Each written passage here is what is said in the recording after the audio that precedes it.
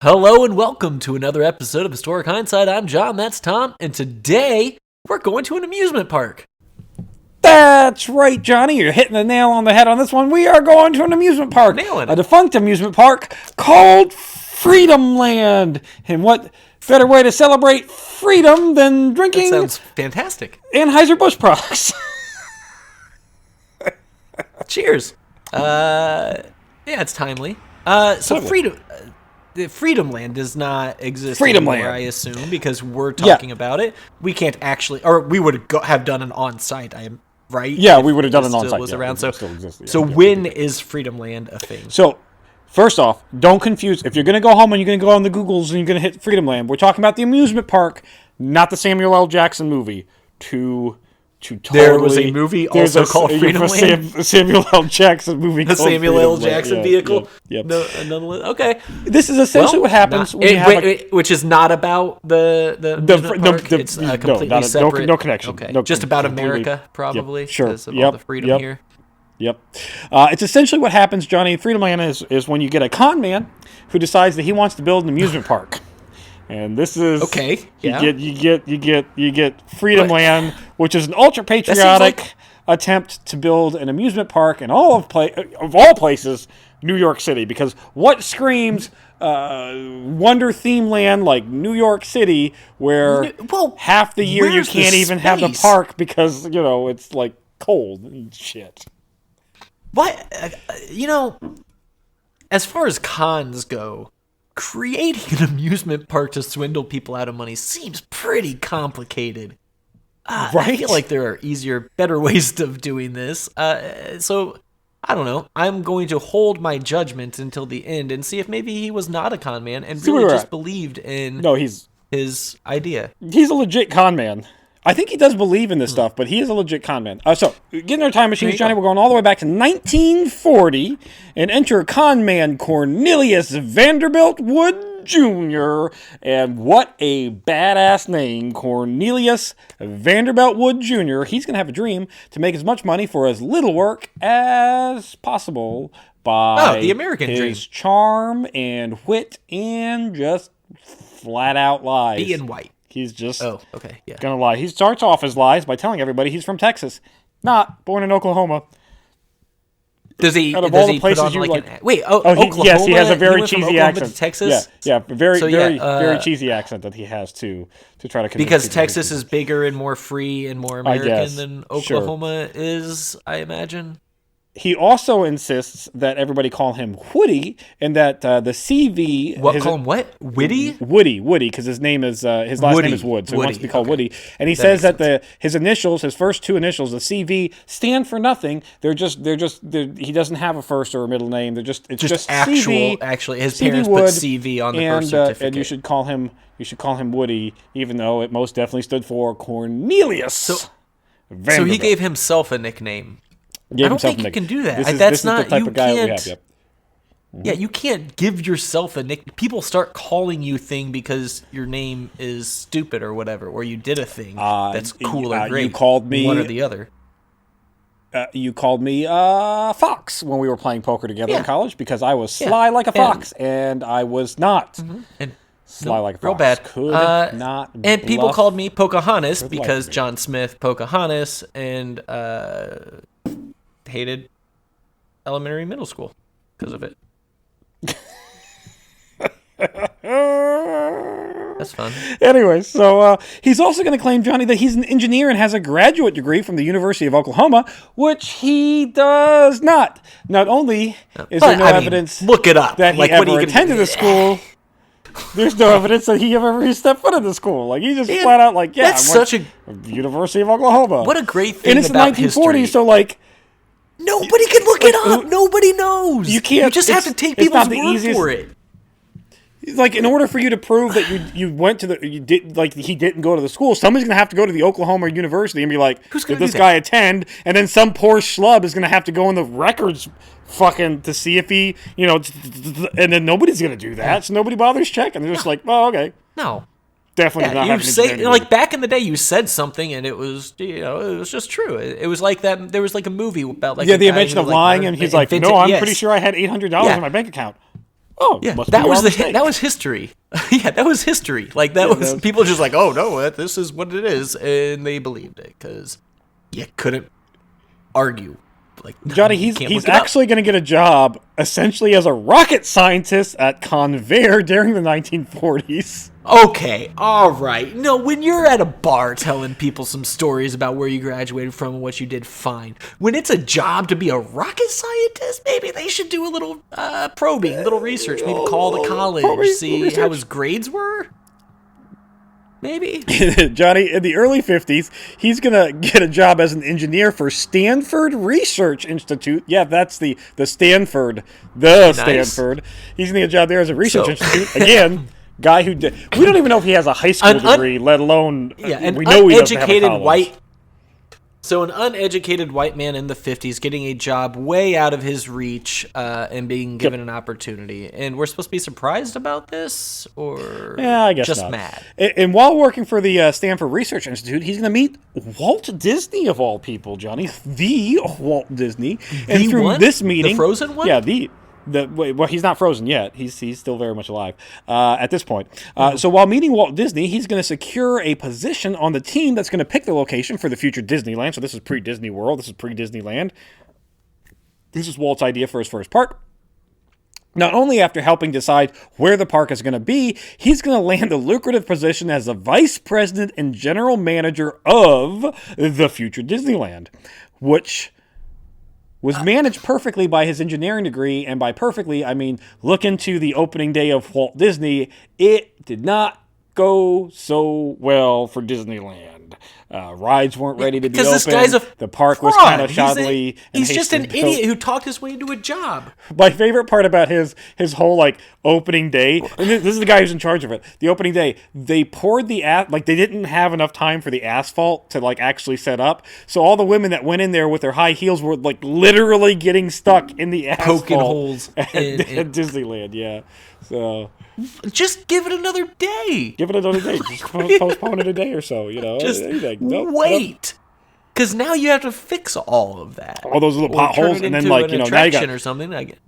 Now you got high heels stuck everywhere in the middle of the park. Yeah. Good God.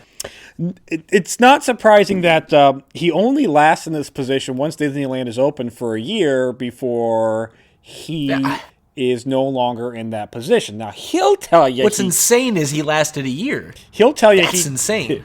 He'll tell you he quit to form his own company to make his own amusement parks.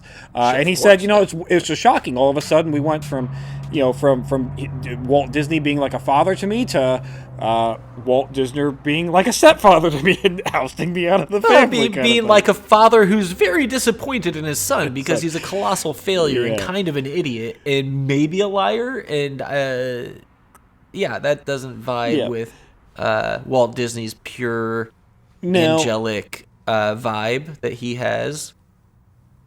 Walt and Roy Disney would tell you that he was fired, and a longtime loyal employee, one of the bigwigs, Bob Gurr, that worked for Disney, is going to tell you that he was definitely fired for being a con artist. Like we knew, it became very clear through the building and the shoddy first opening of this park that he wasn't who he said he was. You know when it should have become clear is during the interview process when you called his old school to, I don't know, just do like character type stuff. Just ask him, hey, what kind of student was he? Was he good? Call him. With a position this high profile, call some people.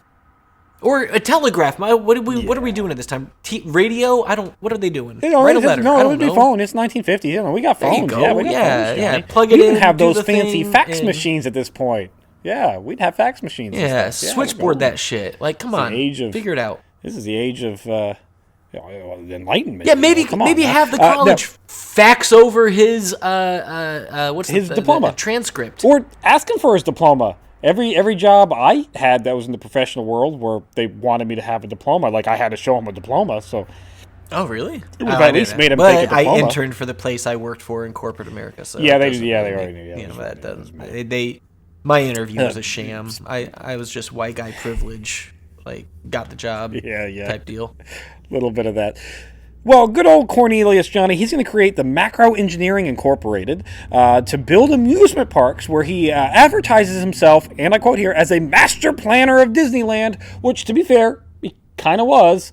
But Walt Disney is going to sue him and say that, no, you weren't. For defamation. And then he's going to win that lawsuit. And he doesn't have to pay back any money, but he cannot no longer say that he's a master of Disneyland. He can't. Yeah, he can't. He's got to get that off his not only is advertisement of it. I have to clarify this. Not only was he fired from Disneyland, like, they struck him from their records. Like, if you go to the official Walt Disney, like, he was not a part of any of the building of Disneyland. He did not exist as a company.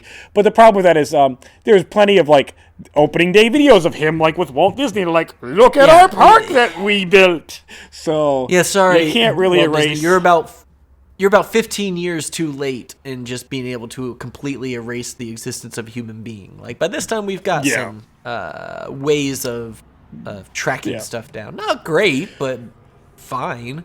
But don't let that stop old Cornelius from still using his Disneyland connections to sell parks, because, like, investors will come in and be like, is that you with Walt Disney at Disneyland? He goes, it is. Did you build that? This? He goes, here? Well, yes. What's it look like on the picture? What do you think? I am not. What do you think?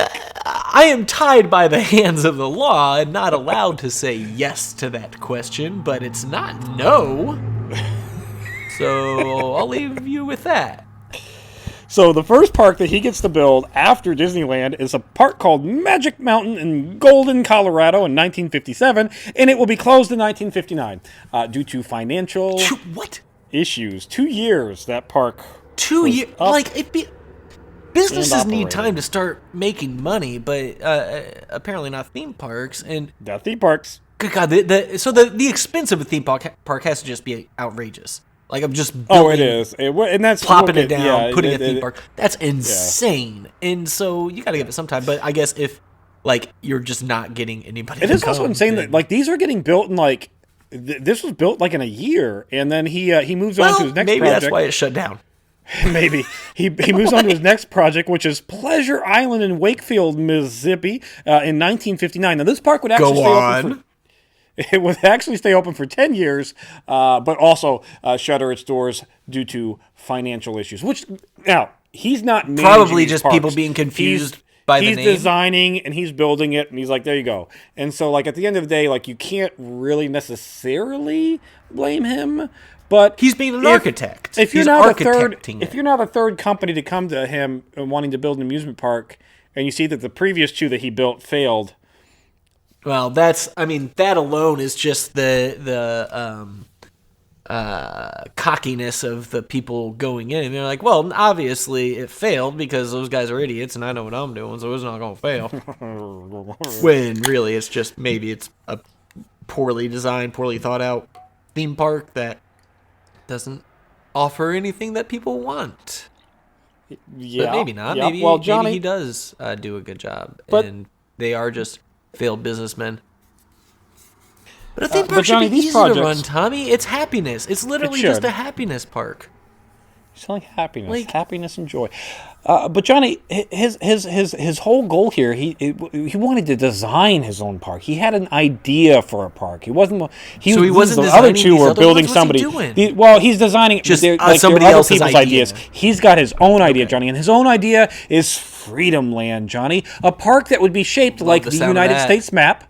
A park that would be shaped like the United States map would represent each 50 states that would have, originally the idea is that each state would be its own area of the park, and that each state would have its own group of attractions that would take place between various different years in United States history. This was big is this? This was a massive endeavor. And so the first big problem that he has is he got to find land to build a park that would be big enough to make a map of the United States, of the 50 states.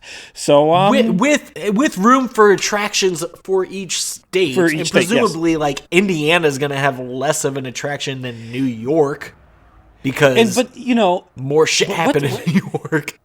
Like, and what would be funner, though, Johnny, than learning history through an amusement park? I mean, why would you not want to go and learn about Indiana history where we built a failed canal? Oh, that would have been the perfect attraction. He really lost. He really lost the money. What did he do for Indiana? Do we know what he did for Indiana? Are we going to do a rundown? Well, spoiler. Each state does not get its own attraction, and it's more geographical regions than states because reality sets in pretty quick when you're building a park. Yeah, Oklahoma's definitely. Yeah, it turns out, all those Four Corners folks Could out you imagine there, Colorado and all that shit. Yeah, they can just have their own bit. Like, that's just a What bit. would you do for the Great Plains? Idaho's attraction. The Midwest, an attraction. And then New York, California, Texas, Florida, all that shit, yeah. So Johnny, he goes off looking for investors. He's going off looking for a place to build a park. He's going to land on a future president, Milton Ted Rayner, who's going to operate Freedomland as itself after it is built. Okay. And Milton Ted Rayner, he's actually good old Cornelius, who's doing the whole nepotism thing where he hired his best friends to do all of his work. So like everybody he was working with before and all these other places, he hired all them to work at Disney. And when he got fired from Disney, he brought them with him to go and work at these other various projects. And good old Milton Ted Rayner here is one of them that he brings with him. Sure. They built up a study to trying to find affordable land that's big enough to create. To date, his plan was the largest, up to that date, the largest theme park ever created. And somehow, Johnny, they land up in the swamps of the Bronx with 400 prime acres of swampland real estate in the Bronx in New York City, New York. I don't understand New York at all. Well, it's an island. At all. And but there's just 400 400 acres available in New York, even in the 50s. Well, Johnny, this prime real estate used to be a landfill. Oh, there it is. Okay, so, that makes sense now. Yeah. And instead of turning it into a ski resort like we do in Indiana, they're going to turn it into to go to a theme park. A theme park. Great. So they team up with Webb and Knapp's, which is a corporation which their principal owner, William Zeckendorf, actually primarily owns this land in this region. And they're going to formally announce on April 30th, 1959, that they are going to build Freedomland in Bronx, New York. And part of the reason why they did choose there was, besides the cheap, readily available swampland / landfill, the World Fair was already tapped to be in New York in 1964. So the goal here is we get this park built before the World Fair come in. The World Fair comes in, and we got a plethora of free advertising and free guests because you come to the World Fair? Sure. What else are you gonna do? Eh? Let's go over to this big American theme park. Why not learn about American history by walking a map of the United States over the course of 400 acres? In the that sounds most fantastic, accurate way possible. Oh, and Johnny, I'm sure it was very well done. Like his other two parks, they instantly run into financial difficulties. What? Weird. And financial issues. And so the idea here was that the Webb and Knapp's were going to create a share system. We're going to go public with this, Johnny. We're going to offer shares. So they create 1 million shares of stocks that they then sell to Freedomland, which seems just a little bit money launderish. Well, maybe, but also just part of free market capitalism where they're allowed to create a corporation and offer shares of their stock and sell it to themselves. And then people, who buys that stock is neither here nor there. It was made available, and it's fine. Everything's fine. Don't worry about it. Well, they create an additional 580,000 shares that will be sold to the public. And this, believe it or not, the popularity of this idea is already big enough that the stocks, they're oversubscribed, which means that they raised more money than they intended to in the sale of the stocks. What are we going to do with that? And again, now we're having questions of potential. I'm not saying they were laundering money in the Bronx. No. There is no I also have to remind you there is no money laundering in New York City. One of the other principal owners of this land is the Teamsters, the ethical union that has never been accused of mafia involvement ever. So, that's good. That's good. That's because you would not want to involve somebody who had ties to the mafia. That would be bad business. That would be bad if business. you did bad that. business. So they actually wound up raising $17 million, opposed to the $15 million that they were intending on raising for this, and this was supposed to pay off the construction costs here. Okay, the park is going to lease the land. The 50s. Yeah, in the 50s. It was 15. God. Yeah. Johnny, if you think those numbers are bad, wait for it. We're going to get there later on this episode about how much it actually costs. Oh, shit. Well, right, because, okay. 15 million is the estimates that the companies who wanted to do the work quoted them at to try to get the lowest offer in. And they're like, turns out it's a little bit harder to put a slab of concrete on a swamp. On a swamp that used to be a landfill. Yeah. Where it is miles of waterway that they build, because they build canals through this area. They build like little fake mountainous ranges and have to import trees and shit. Like, there's a lot of work that goes into this. But the park is going to lease the land from Zeckendorf, who's like I said, again, the principal landowner of the Webb and Knapp's company here. They're going to lease it for 50 years. They are to pay $600,000 for the first 5 years, each year for the first 5 years, $750,000 each year for the next 10 years, and then $1 million every year after that remaining for that. So that's a lot. That's a lot in rent. I mean, woo! It is New York though, so I guess that makes. Well, and you're renting 400 acres in New York also. Oh, There's so to keep in mind. We'll get about there too in the house. Okay, well. So it's 400 acres is what the total land is. They wound up leasing like 250 of it, but then like only using like 40 of it. Like, it's really like they're wasting money on how much to. But I'll get to the specific. I don't have them right. It's in my notes somewhere about how much land they actually use. We'll get there in the end when what goes wrong with this park. We'll get there. Spoiler alert: it's not open anymore. Wait, something goes wrong? So, oh no. Johnny, groundbreaking is going to be planned for July 4th, 1960, and they missed the deadline. Yeah. And actually, God, well then you got to put it off a year. Yeah, you have to. You have to open on the 4th of July. You must. No, not opening. That's when they're going to break the. They were supposed to be like a big, golden shovel. Groundbreaking. Like who gives a fuck about groundbreaking? Yeah. You know what? That's one of the stupidest things ever. To have like a big old ceremony and shit, where you bring like some CEO out who's never touched a shovel in their life, and they're like, "I'm going to dig a hole," and it's like, you're not doing shit. Get out of here. All you're messing things up for the people who have to do the real work. The hell out of here. This is great, Johnny. Construction actually begins on August 26th with the groundbreaking ceremony, and the key entertainers are the Boys and Girl Scouts. Fuck ton of Boys and Girl Scouts, like out there with the CEOs doing.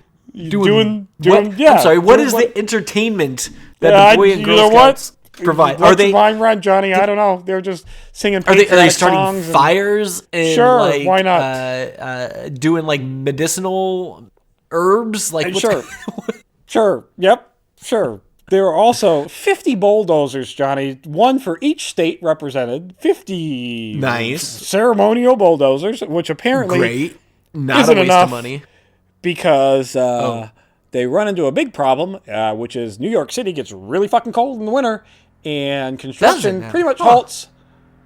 Shoot, during the winter, so they are. Their idea was to break ground midsummer, ended up late summer, and then all of a sudden New York winter hit, and they are getting pounded with 8 feet of snow or whatever the hell the nor'easter brings or whatever that is. 6 of the buildings that were completed by November actually wind up burning down in early spring. But don't worry, Johnny. These are going to be reused for. I am worried. We have an attraction that needs burned buildings, so we're going to reuse these. It's fine. It's all the plan. Wait, an attraction that needs burned? Yep, don't worry about it. We'll get there. Okay.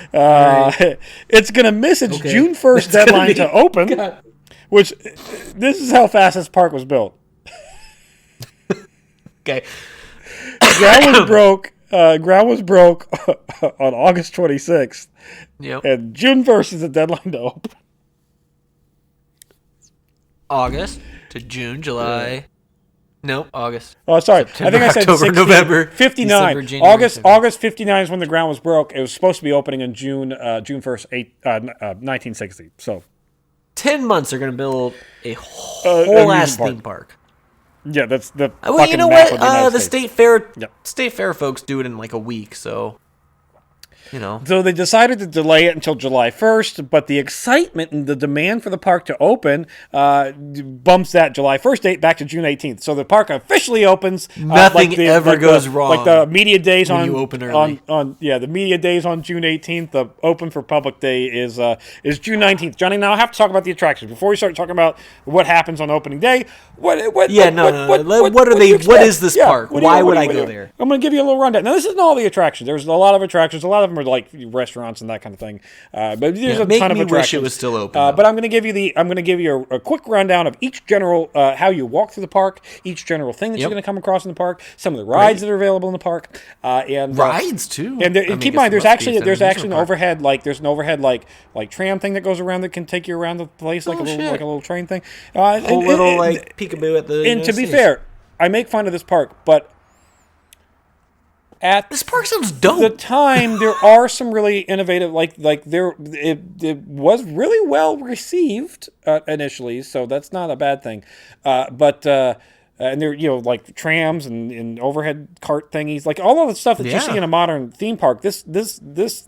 They had a lot of these things. They're kind of pioneering some of these. This is what I'm talking about. Not a con man, just a man passionate about his own vision who decided to get there any way he could. Spoiler: some of the things that they have in this park, Disney actually steals. Oh, that's weird. Disney steals some of this stuff. Yeah. So that's first really off, out of character for them. These attractions are a little bit less than historically accurate, and at least by today's standards, definitely not necessarily politically correct. Historically inaccurate according to whom, Tommy? Actual history, Johnny. Actual history. Well, okay. We obviously don't give a shit about that here in America. So, according to your history books, it's inaccurate. Maybe let's rewrite those books. And make Freedomland the real history of the United States. So you enter Freedomland into 1890s old New York, which is basically just a Cracker Barrel gift shop on steroids. It's like when you go to Cracker Barrel, you see that gift shop. It's a street full of little techity nickety knack 1890s. Like it's the shit that the kids are like, Mommy, I want a fucking T-shirt. And there you go, spending all kinds. I don't have a nickel for a T-shirt, Timmy. First thing you do, walk right in the park, gift shops, which is like what every modern park does. I mean. It's either you're walking into it and you're walking out of it. You're walking into it, you're walking out of it. Same thing at Kings Island, all the fun stuff. It's like think about Kings Island. You go to Kings Island, that first strip, you walk right into Kings Island. It's all like this old timey street with all shops and stuff right there. Yep. And I say Kings Island because we live in the Midwest, and that's all we know. That's what we got. This is what we got. Yeah. Holiday World, but you can't count that as an amusement park. It's more like white trash. Hillbilly land, but it's whatever they got. But with free soda and sunscreen, so that's true. Which don't get it into your eyes because it hurts real bad, and then your whole day's ruined. Yeah. Ask me how I know. Yeah, it's not because not like good high quality sweat sunscreen. It's very much sweaty. Don't put it on your face. Let your face burn because it will get into your eyes and it's not going to be comfortable. Anyway, wear a hat. 1890s, old New York. You go in there, it's just basically a gift shop. But there is my dad's favorite amusement park ride. Every amusement park has these. It's the old horseless carriage, Model T cars that you drive around in, the little track. Yeah. That's my dad's favorite amusement park ride. We always rode them as kids. And even now as an adult, if I went to an amusement park with my dad, he's going to look out for, he's going to search out for the old Model T go-karts that are on a fixed track where you sit there and you have to hit that gas pedal and you don't even have to hold on the steering wheel. It'll steer itself. Well, nowadays, like it used to be, there would be like a fixed track where you could kind of steer back and forth and banging the tires against stuff, and you had to control. They don't let you control the speed or anything these days. It's just like the illusion of you're on it and you're really just on a tiny little track. That's awful.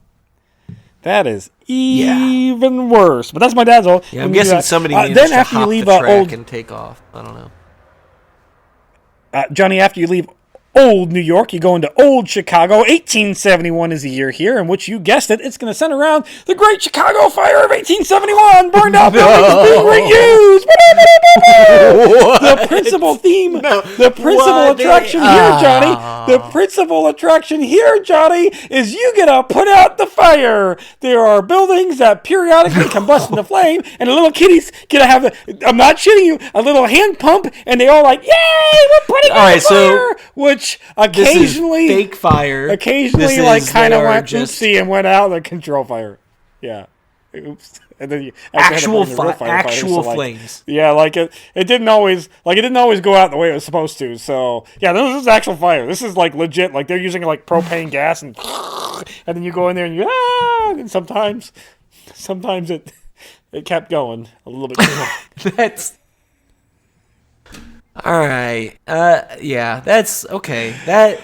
That's just a bad idea on... That's a bad Chicago idea. hasn't done anything else at this point in history. Nothing else important happened in Chicago. There's like, we're going to remember probably the largest tragedy up to this point in Chicago.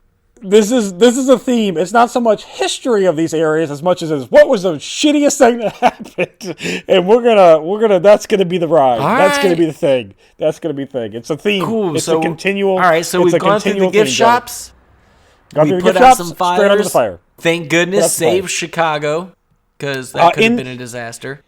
In old Chicago, one of the principal characters, because we got actors that run around dressed up as characters, just like in Disney World. One of the principal characters here is Kate O'Leary, who's, that story is that Kate O'Leary was an Irish immigrant that was living in old Chicago, and she was milking her cow, and her cow kicked over a lantern, and that caused the fire. That was a story that was told in 1871 by multiple news sources, and turns out... By a bunch of white dudes who were actually responsible. Yeah, well, that's exactly it, because the people who created that news story said, yeah, we totally made it up, and we disparaged this real fucking woman. We disparaged her for no fucking reason. Who gives a shit about other than to sell some 1870 newspapers. Whatever. But the thing is, by this time, by 1960, we knew that story was bullshit. Yeah, nobody cared. We knew it was bullshit, and they're just running with it. They had little old Miss O'Leary running around with her cow through like, oh my God, I'm sorry, I burned it. Please burn it. And so, like, all right, so the idea behind mascots, behind grown human beings dressing as characters and going around doing things, is to bring joy and excitement to the children attending the park. That's why you have Minnie Mouse and Mickey Mouse and Goofy, and you have, like, Elsa, and you do all that bullshit. They have some random woman walking around with probably a real cow that people are supposed to understand a connection to or be excited about and not be like, why is this weird farmer in here walking around with her cow? Am I just, did we just get to a point where everybody knew her at some point and she was a star and now she's not because we have YouTube and stuff? Or like, what? Who's she? I didn't say this made any sense. It's like some dude dressing up as Benjamin Franklin and walking around a kid's birthday party and expecting them to be like, "Hey, it's Benny Franklin. I love you. Come take my picture." No one knows who you are. Hell out of here. Well, if burning Chicago wasn't good enough for you, Johnny, there is another attraction here: the Chippewa War Canoe, guided by natives. Oh no. You go they around, didn't use real natives, though. They just put white folks I have to give them credit. There were actually racist garb. There were some real native assistants that kind of like helped the design, but yeah, there wasn't. They brought in a consult. Yeah, but there was a lot of native actors. I'm guessing that native consult told them a bunch of stuff, and they said, "You know what? We're gonna do it how we want it." By the way, complete with totem poles, and if you're not when you're an American, you're taught about natives. You're taught teepees and totem poles. The problem with that is America's very big, and there were like 200 tribes that all practice various different things. There were the totem poles. Yeah, the totem poles is like Alaska. Yeah, it's very far away from Chicago. Just and Alaska. The teepees are like the Dakotas, in the Southwest, which is also very far away from Chicago. Because when you're out there, it's. And you go on this ride, and you get attacked by Johnny. You get attacked by Indians. No, you don't. No, God, you get attacked by savages. I imagine. But it's cool because during the ride, you get to see a real Indian village, Johnny. During the ride, a real, authentic teepee totem pole Indian village. That's right. Yep. I remember learning about wigwams at some point. Those were the thing. Those were our end. Wigwams are more our end. Wigwams are more somewhere around there. But I remember learning about that and being like, "Holy shit!" They had more than one type of housing. And then they're like, "Oh yeah, Johnny, also, they happen to have whole ass buildings out made of adobe and like whole villages built." And I'm like, "Hold up! I feel like." Maybe some of this was missed in our description of them. You learned earlier. You learned about wigwams, Johnny. I guarantee you learned about wigwams when you read The Indian in the Cupboard or watched the movie. And the little boy, he got the teepee for the Indian, and the Indian's like, "What the fuck is this?" And he builds his own little wigwam. And he's like, that's probably what it was. You don't use teepees? Yeah, that's probably what. God, I love that book. That was a good book. If you haven't read the book, it's a good book. It's a good book. It's a good movie. It's good both. Maybe it holds up. I don't know. Johnny, after you leave old Chicago, you're going into San Francisco, 1906, complete with Chinatown. Yeah, I feel like we skipped over a good portion of the United States. Well, I'm just telling you where you go. You go to Chinatown. You go to old San Francisco. This is not how the United States is put together. You can't I didn't say this makes sense, Johnny. I'm just telling you what these attractions are. You're going to San Francisco. Okay. It's Chinatown. You missed it, Johnny. What? Chinatown, San Francisco. What? Because when you think of San Francisco, you think of Chinatown. Do you? I think of homeless people pooping on the sidewalk.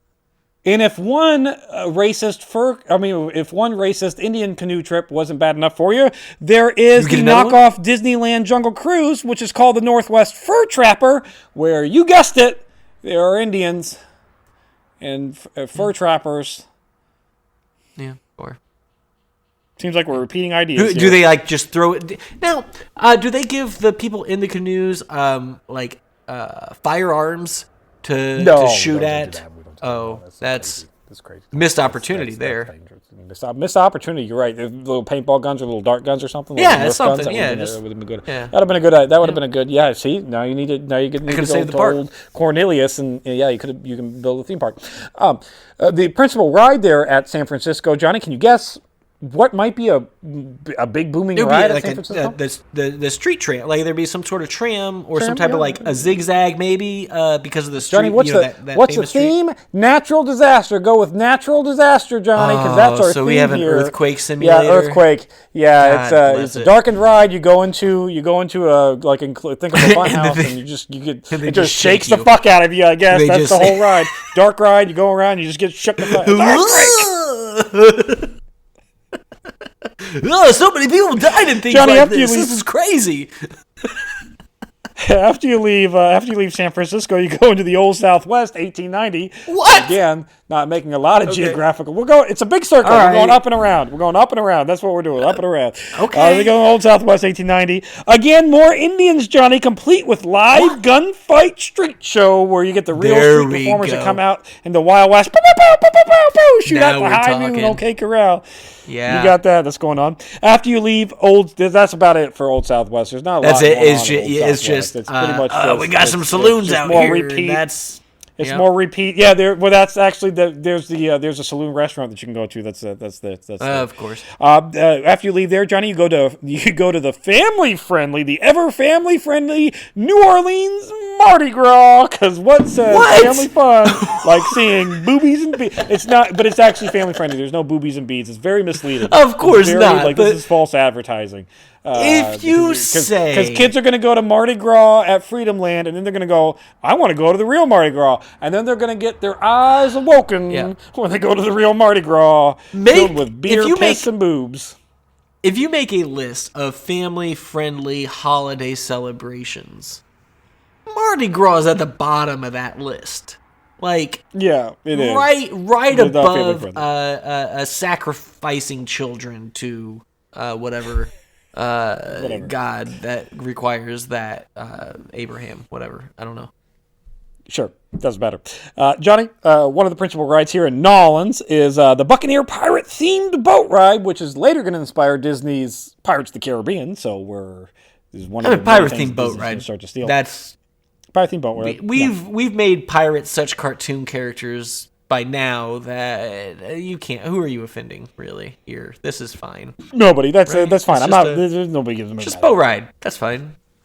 There's the Civil War exhibit, Johnny, where you can see a real-life Civil War battlefield. And the surrendering at Old Appomattox Courthouse, which, Johnny, you might be sitting there thinking to yourself, I thought this was supposed to be New Orleans, and I'm pretty sure Old Appomattox Courthouse is in Virginia. And you'd be right. We're in two separate parts of the fucking country talking about history, and we're supposed to be teaching history, and here's the Civil... You know what happened? You know what happened for New Orleans during the Civil War? Yeah, it surrendered like week 2. I mean, not week 2, but like...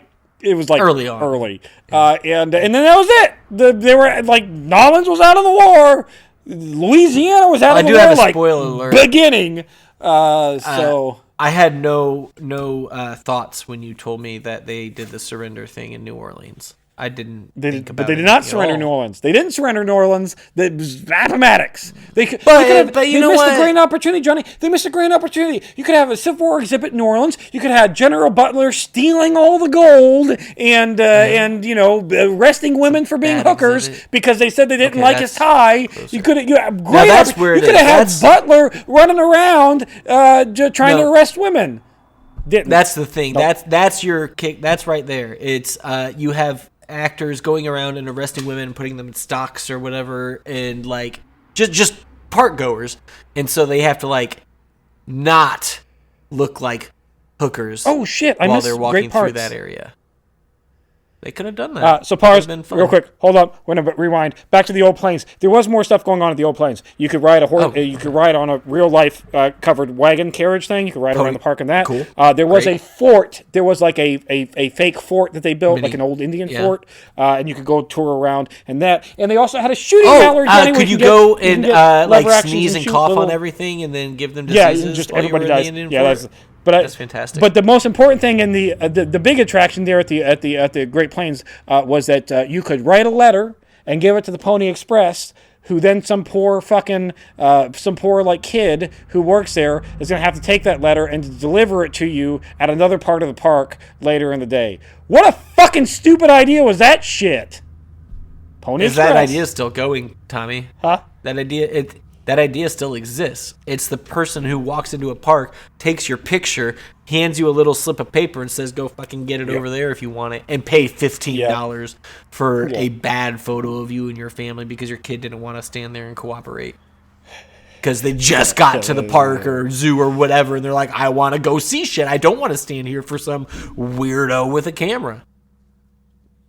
Now, to connect this all apart, when you're in Old Southwest, like think Kansas, right? Because that's still part of the Old Southwest. I'm connecting everything, Johnny. I'm connecting dots. I'm doing my. You're connecting it apart, right? Though. The park. Okay. Anyway. So you got Old Southwest. You would think that Kansas would include that geographical region ish. And so if you're thinking Kansas, you're going to think of what, Johnny? What happens? We're not in Kansas anymore. Tornadoes, right? You think tornadoes are big. Tornadoes are big in that. Tornadoes are big in that Tornado lower Alley. Midwest region. Very big there, Johnny. But instead, that's one of the principal rides in the New Orleans Mardi Gras is a tornado-themed ride where you go into a car, again in a dark building, and you simulate driving through a tornado. So it shakes you a little bit, and you have some loud wind noise. And I'm assuming like maybe somebody like throws something or in your like some general like a cow in your general direction. Maybe tornado adventure. Why not do a hurricane and just do that same ride but water? See, again, we're mixing up. Splash it doesn't. There's a lot of like he's making these rides and they're not like necessarily making the sense in where he puts them. So yeah, there's that. You're going to end, Johnny. You're going to leave the park by going through Satellite City. That's it? Yeah, no, you're going to leave the park going through Satellite City, which is a city of the future, complete with a blast-off bunker, which is a recreation of a U.S. nuclear missile control center.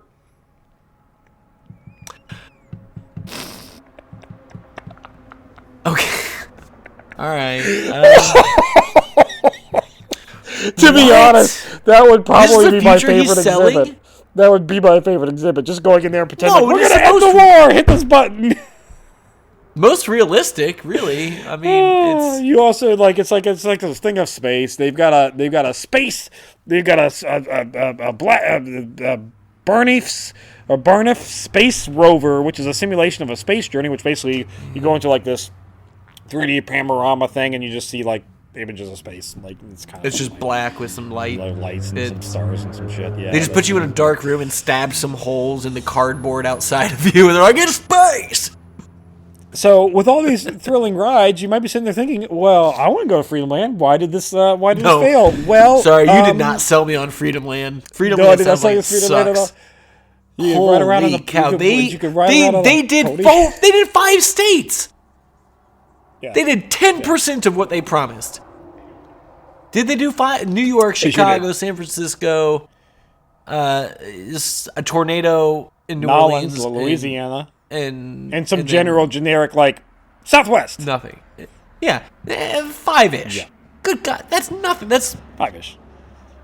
Not even 10%. Yep, it's lame. So, would you believe that there are financial issues that is really the reason why this whole place fucking falls apart? Yes. So, yes, I do construction believe. I believe the largest financial issue is the fact that insurance ended up costing $1 billion a year because it kept catching things on fire and giving people heart attacks in their earthquake machine. So, $15.5 million was the estimate to build the park. The stocks actually raised $17 million, but the project wound up costing $65 million, just a touch over budget. Four times the budget. The park leased 205 acres, but actually only used 85 of it. So there's again a mismanagement. Like maybe we can cut some of that $600,000 a year budget, or if we just go to what we're actually using. Maybe build more. You could do a couple more states. Make it a little bigger. More states. Yeah, there's that as an option too. Prior to the opening of Indiana's great thing.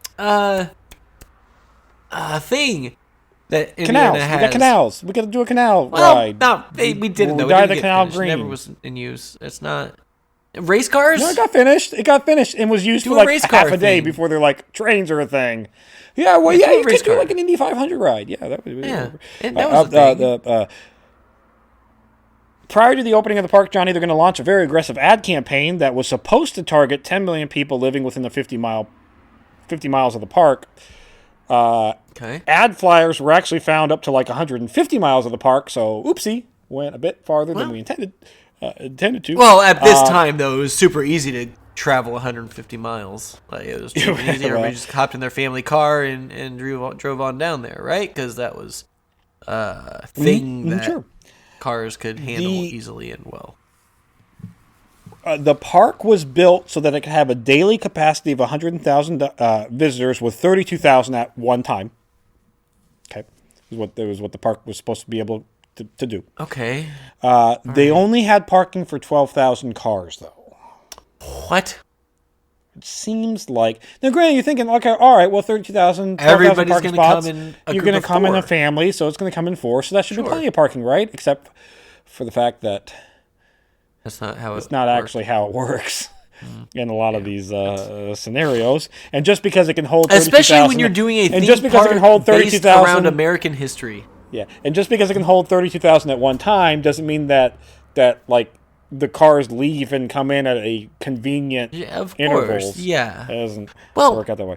I think the big problem, though, is they think building a park based around the history of the United States is going to attract families. When primarily their target audience is going to be single men. Me? Yeah, just yes, just me. Being a nerd going to... Because I'm not going to lie. Viewers of this channel... I'd be there. We're looking at you, viewers of this going channel. On the Indian ride, you're the target audience. Well, actually, the Indian... Yeah, how many people you bringing? Anyways. Just me going, well, the totem pole is actually an Alaskan thing, and you really shouldn't be having it here in Chicago. Well, Johnny, surprisingly, parking becomes a very big issue because on opening day, on the 19th, when it's open to the public, at noon, an announcement, like radio announcements go across the city that say, please stop coming to the park. The park is full. There's no parking spots left. Like, stop.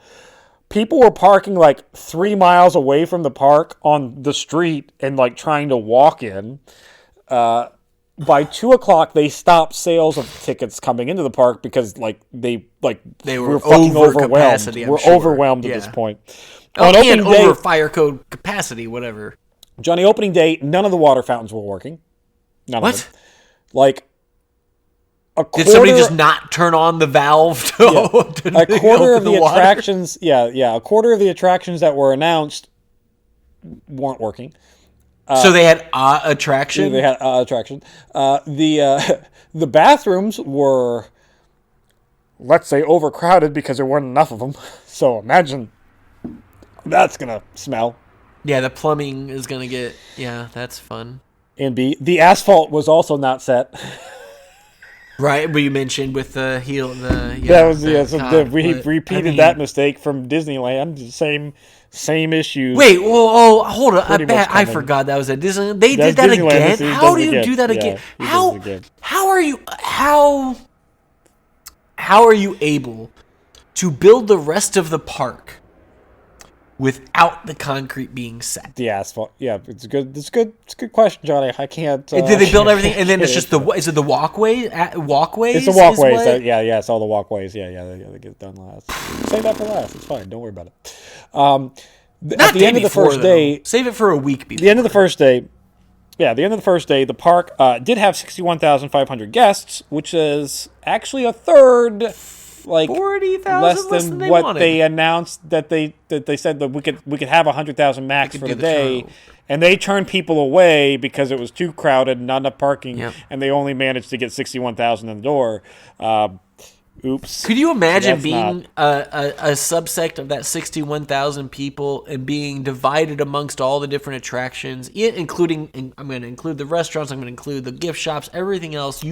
It's 2,000 people to 5,000 people per attraction at a time. Yeah. Like, I understand they weren't all there at the same time, whatever, but the lines had to have been insane. They're astronomical lines. Everything had to have been just awful.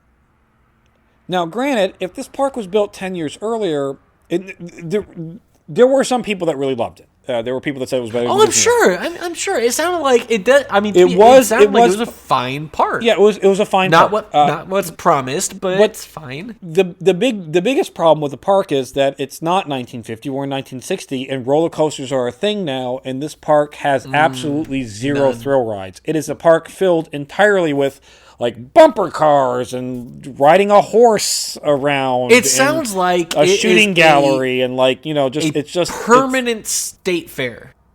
Even state fairs have they do thrill rides. There are no thrill rides, or the big swinging things, or the upside down. There's none of that. It's a state park. It's a state fair without that. It's a state fair with teacups and bumper cars. And it's like the kiddie version of the state fair. Like that, you go into that area, and that's what we got. We have some stuff that'll spin you around, some stuff that'll shake you up. You can go into this little fun house and do your thing, whatever. That's fine. That's and then what you get. We'll shake you again, but this time, with wind. And Johnny, the park was riddled with electrical issues on opening day. There's a lot of electrical issues. The rest of their utilities were doing so well, so yeah. So fuck it, right. The park had 200 real horses, and that sounds like an amazing thing until you realize that they're real horses, and horses don't do well around large crowds, and they got spooked from time to time, and over the course of the park's existence, there were several stagecoach crashes. Oof. And let me tell you this. I'm going to tell you this. So, me and my parents, when I was a kid, we went up to their parents lived in Wisconsin. So it was wintertime, and they all thought it was a good idea to let's go on a horse-drawn carriage through the snow. They paid a guy to take us on a horse-drawn carriage, and this was like his job. That's what he did, and he would go through these woods, and you got a nice little trail. Horses were hitched up. Yeah. We all get into the fucking open top carriage, and it's fucking cold as shit, and we're freezing, and we got our little blankets on, and we're all it's cold, and the horses are going to come off, right? And the guy goes, yeah, and the horses go, fuck you, and they run wild, and they go off the trail, and we hit a tree stump, and it just explodes the sled, and the horses get disconnected and go running off in the woods, and I'm like knocked on the ground like, what the fuck is going on? And then we come to a stop, and he's like, well, that's the ride, because sled's broken and the horses are over that way, and now sorry I have about to go that. find my horses. Here's your money back, don't sue me, please. So that's nice. He gave you your money back. That's a memory from my childhood. Quick side note about horses. They had 200, you say? Yeah, at the park, yeah. Do you all know how expensive it is to keep a horse alive for a year? Might be part of your financial issues Let right alone there. 200 of them? You know how many staff financial issues you right need? there. How much food you need for them? Good God, that's got to be at least rent alone in just the horses. Like you're now you're at 1.2 million a year. Good Jesus. The biggest Achilles here, though, Johnny, is that the park is built in New York, which means that you're seasonal. You cannot operate during the winter. So, at best, you're talking about 8 months out of the year that you can operate. So you're trying to get a year's worth of budget. And that's generous. You're trying to get a year's budget out of basically 6 months. So I mean, in reality, it's April, May, June, July, August, September, October in New York. Yeah. So 6-7 months, 6 to 8 months. It's like that's the same as it's the same as Kings Island kind of thing. Yeah, you're they shut down for you're getting 6 winter, months. fall. Yeah, they shut down for the winter too. Yep.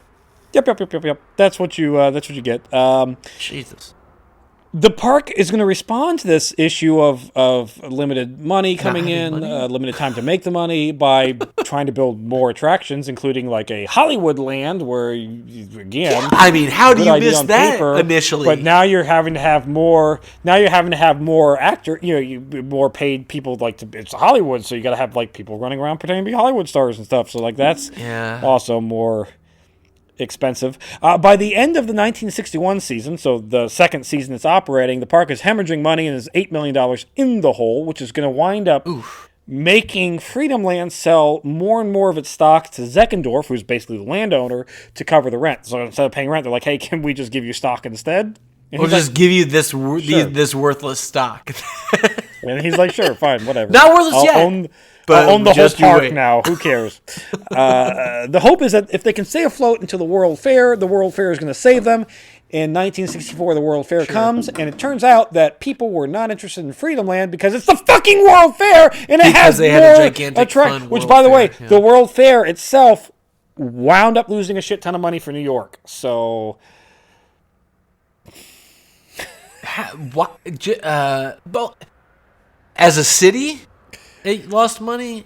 I imagine the local Fair businesses itself, building the World Fair, the World Fair itself as an entity lost money that year. But I'm guessing there was still an influx of money for the local businesses. Yeah, I'm sure. Yeah, I'm sure the cities. Yeah, I'm sure the city. Yeah. But it's just what the city ponied up for it. That's got to be one of the last World Fairs, though, because World Fairs by the 1960s were already they don't exist now. So they've got to start being it's got to be one of the last ones. Anyways, so by the end of the 1964 season, the park's going to declare bankruptcy, which also damn near kills the Teamsters Union because they're attached to the whole land part of it, the mortgage of the property. It never in its 4 years of operation turns a profit, not even close to a profit. And truth be told, even if it had turned a profit, it wouldn't have really mattered because you see Zeckendorf, the primary stakeholder of the land, wanted to actually build a massive housing project called the Co-op City, but needed something to occupy the land long enough for him to get all the pieces and authorities signing off on the land and to get all that stuff and contractors to build this big massive apartment complex, basically, or projects, because let's be honest, it still exists today. That's what it's gonna be. It is a projects. Quick update. For those who were wondering about the World's Fair, the last one in North America was in Vancouver in 1986, but it's still going on today. A lot longer than I thought it did. Yeah, that went on a lot longer than I thought it did. Who knows how frequently, but there was one in Shanghai in 2010, and Dubai had 24 million visitors in 2022. So there you go. Still going on elsewhere, just not here. Yeah, we gave up. If you want to go to the one in 2023, it's either in Buenos Aires or Technopolis? Sounds entertaining. There's that. Coincidentally, Johnny, in February 1865, just months after the park shutters its doors, the 15,500 unit co-op city is approved in May, and it still stands today in all of its glory. And fun fact, all of its basically is a slum, I assume. Yeah, all of its slumliness. Fun fact, a part of it is actually still zoned for amusement park. So I guess if you're wanting to build an amusement park in the projects of the Bronx, you still technically can. Freedomland itself, its rides were sold and auctioned off, going to various different locations. Sure. The rest of it's pretty much just roaming circuses. The rest of it's pretty much destroyed, leveled to make way for... Well, project. The nice thing, though, is because of the Chicago Fire exhibit, they were easily able to just burn the whole place to the ground and save on their demolition expenses. Save on the demolition. I won't just crank this up to high. Let it go. Don't worry about good old Cornelius. He's actually going to work on Six Flags over Texas for a little bit. And then he's going to start his whole, I'm going to try to build a city thing. And part of that includes buying the London Bridge from England, taking it brick by brick, and moving it to Era fucking Zona, where it still stands today, as some kind of attempted tourist trap to get people to go to a city that he was trying to build. Yeah. He decided to build a city in Arizona by stealing the London Bridge, buying the London Bridge, and moving it brick by brick. Who the fuck in Arizona cares about the London Bridge? And the whole London Bridge is falling down. It was fucking falling down. It was a piece of shit bridge that nobody wanted. Yes. So London was like, "You want to buy it? Sure, deal." Yeah, it's not a fun little. Get it off my hand. We got to do an episode on all the kids' songs stuff too, because we sing these fun little London Bridge is falling down. Everybody goes through, and it's like people died. It's the same as the London Bridge, the pocket. Spoiler. What's the thing in the pocket? Was I don't know. The London Bridge was a bridge, but it also had business and stuff on it. So there was taverns and shit that were on the London Bridge. And legitimately, as it was falling down, 1 minute there's a bathroom there in the tavern. The next minute you go drunk to go take a piss in the bathroom. You open the door and you fall into the fucking Times because there's no bathroom there anymore because it fell into the fucking river. Yeah, it's Ring Around the Rosie is the one I was thinking. Ring Around the Rosie, Pockets Full of Posy, and it's because people were diseased and dying, and they put posies to make them smell better. We'll do a nursery rhyme. The just horrific truth behind nursery rhymes. We'll do that. They're all bad. Yeah, but that's it. That's Freedomland. When New York thought it was a good idea to build an amusement park, and spoiler, it was not a good idea. No. That's it for this week in Historic Hindsight. Thanks for listening. Be sure to subscribe, rate, and review, and join us next week when we talk about our 8th president, who I guess is Martin Van Buren?